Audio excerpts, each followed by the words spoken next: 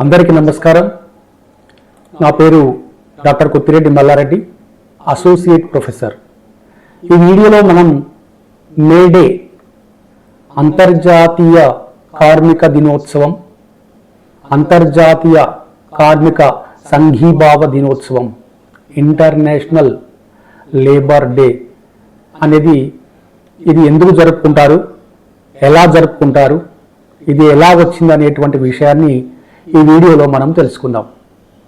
దీని నేపథ్యం ఏంటంటే 19వ శతాబ్దంలో పారిశ్రామికంగా బాగా అభివృద్ధి చెందినటువంటి పాశ్చాత్య దేశాలు, అమెరికా, యూరోప్ లాంటి దేశాలు, వాళ్ళు ధనం సంపాదించడమే ధ్యేయంగా శ్రామికులని, కర్షకులని, కార్మికులని హింసిస్తూ ధనాన్ని ఆర్జించడం కోసం వాళ్ళని కర్మాగారాల్లో 16 నుంచి 20 గంటల వరకు పని చేయించుకునేవారు.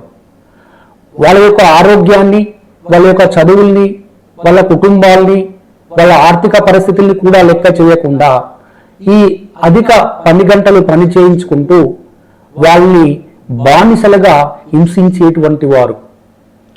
ఆ బాధల్ని ఓర్చుకొని చివరికి ఆ శ్రామిక వర్గం ఈ ఉత్పత్తిదారుల పైన తిరుగుబాటు చేయడం మొదలుపెట్టింది. ఆ తిరుగుబాటుని అణిచివేయలేనటువంటి పరిస్థితి రాగానే 1837 సంవత్సరంలో ఈ అమెరికా ప్రభుత్వం రోజుకు 10 గంటలు పని చేస్తే సరిపోతుందనేటువంటి ఒక శాసనాన్ని తీసుకురావడం జరిగింది.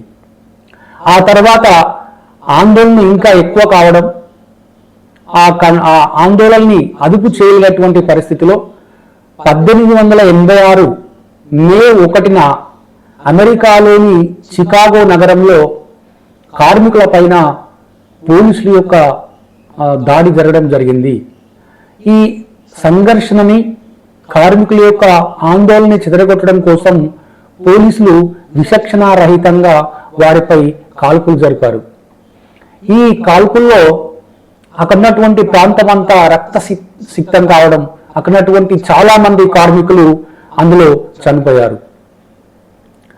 అదే సమయంలో ఆ గొడవలో ఒక పోలీసు సార్జెంట్ కూడా హత్య చేశాడు. ఆ పోలీసుని హత్య చేశారనేటువంటి నెపంతో సార్సన్, స్పైన్, ఏంగెల్, ఫిషే అనేటువంటి వ్యక్తుల్ని దారుణంగా బహిరంగంగా ఉరితీశారు. ఆ ఉరికంబం ఎక్కినటువంటి స్పైన్ ఉరికంబం ఎక్కే ముందు మాట్లాడుతూ, నేను ఉరి తీయబడినంత మాత్రాన ఈ అగ్నిజ్వాల అంతరించదు, ప్రపంచ కార్మికులారా ఏకం కండి అని ప్రబోధించాడు. స్పైన్ మరణ నినాదం ఈ విశ్వవ్యాప్తంగా మారుమ్రోగడంతో ప్రపంచవ్యాప్తంగా శ్రామికులంతా ఏకమై వారిలో చైతన్యం మొదలైంది.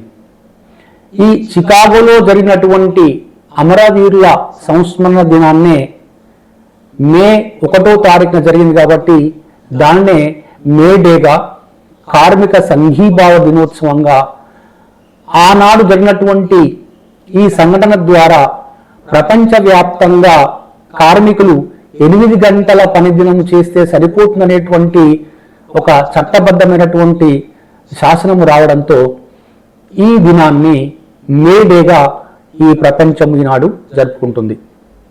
అయితే 1890 మే 1వ తేదీన అమెరికా కార్మిక సంస్థ ఏటా మే 1ని అంతర్జాతీయ కార్మిక సంఘీభావ దినోత్సవంగా జరపాలనేటువంటి ఒక తీర్మానం చేయడంతో ఇది ఇంకా దేశమంతా, అమెరికానే కాకుండా ప్రపంచంలోని వివిధ దేశాలు కూడా జరుపుకోవడం మొదలుపెట్టాయి. 1891లో రష్యా కూడా తొలిసారిగా అంతర్జాతీయ కార్మిక సంఘీభావ దినోత్సవాన్ని అక్కడున్నటువంటి మార్క్సిస్టులు రహస్యంగా జరుపుకోవడం జరిగింది.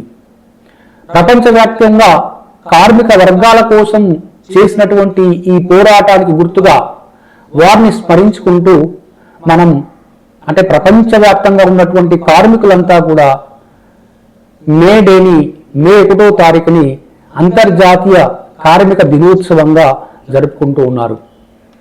ఇది ఒక దేశంలో ప్రారంభమైనటువంటిది. వివిధ ప్రపంచవ్యాప్తంగా మామూలుగా ఏం జరగలేదు. అప్పుడు జర్మనీలో హిట్లర్, ఇటలీలో ముస్సోలిని, స్పెయిన్లో జనరల్ ఫ్రాంకోలు మేడే పైన అనేక ఆంక్షలను విధించారు.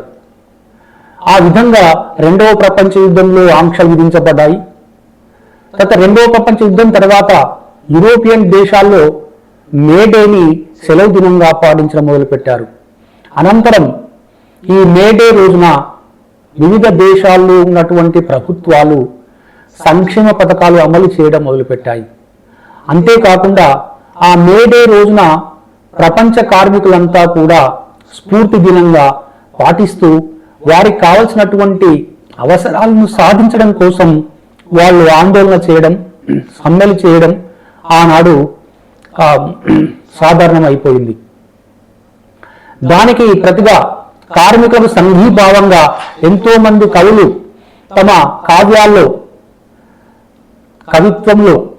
కవిత్వం ద్వారా వాళ్ళని మోటివేట్ చేస్తూ ఉత్ప్రేరకంగా కవిత్వాన్ని స్వీకరించారు.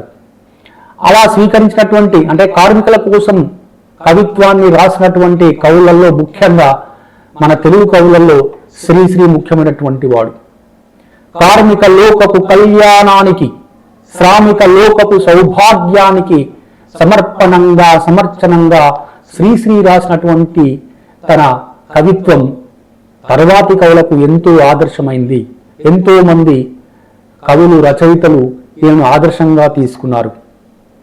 నేనేదో విరచిస్తానని నా రచనలలో లోకం ప్రతిఫలించి, నా తపస్సు ఫలించి, నా గీతం గుండెలలో ఘూర్నిల్లగా, నా జాతి జనులు పాడుకునే మంత్రంగా మ్రోగించాలని, నా ఆశలను ఆకాశానికి చేరువగా, నా ఆదర్శాలను సోదరులంతా పంచుకునే వెలుగుల రవ్వల జడిగా, నా నుడిని గుడిగా హృదయంగా నైవేద్యంగా అర్పిస్తాను అంటూ కవులు కార్మికులకు సంఘీభావంగా కవిత్వాన్ని ఒక ప్రేరణగా వాడి కార్మికుల కోసం వాళ్ళు తమ కావ్యాలను అంకితం చేసినటువంటి వాళ్ళు ఉన్నారు.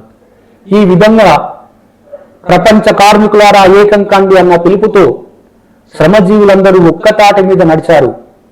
పోరాటాన్ని ఆయుధంగా తీసుకొని బానిస సంఖ్యలను తెంచుకున్నారు. స్వేచ్ఛాయుత వాతావరణంలో కార్మికులు, కర్షకులు వాళ్ళు ఒక సంఘీభావంతో ఈనాడు 8 గంటల పని దినాన్ని సాధించుకున్నారు.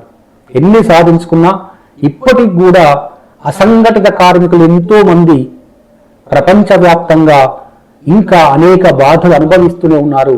ఎలాంటి సౌకర్యాలు లేకుండా వాళ్ళు దినమంతా రాత్రంతా కష్టపడ్డప్పటికి కూడా తినడానికి తిండి లేనటువంటి, ఉండడానికి గూడు లేనటువంటి ఎంతో మంది కార్మికులు నేటికి కూడా ఉన్నారు. అయినప్పటికీ కూడా ఏదో ఒక రోజు వాళ్లకు గుర్తింపుగా అంటే ప్రపంచవ్యాప్తంగా పర్వదినం ఏదైనా ఉంది అంటే అది కేవలం కార్మికుల దినం మాత్రమే, ప్రపంచ కార్మికుల దినోత్సవం మాత్రమే. ఇది ప్రపంచ వ్యాప్తంగా జరుపుకునేటువంటి పర్వదినంగా దీన్ని మనం చెప్పుకోవచ్చు. కాబట్టి మనందరం కూడా కార్మికులకు సంఘీభావంగా ఈ అంతర్జాతీయ కార్మిక దినోత్సవాన్ని జరుపుకుంటూ కార్మికుల యొక్క శ్రేయస్సు కోసం మనందరం కూడా పాటుపడాలని చెప్పేసి ఆశిస్తూ ముగిస్తున్నాను. ధన్యవాదాలు.